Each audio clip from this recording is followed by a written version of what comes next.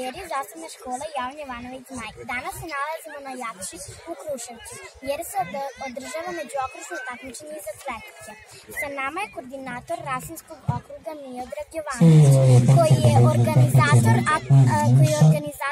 ovog takmičenja uz pomoć atletskog kluba. Dobar dan. Dobar dan. Koliko se takmičara prijavilo za ovo takmičenje i iz kojih gradova su?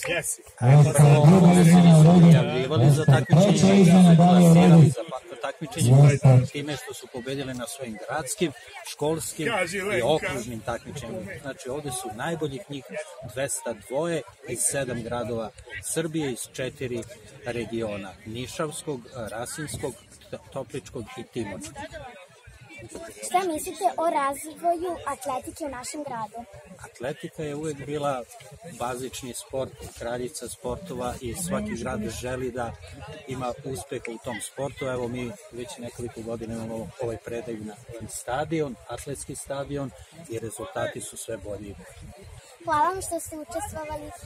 Želim vam još više uspeha. Hvala. Doviđenja. Doviđenja.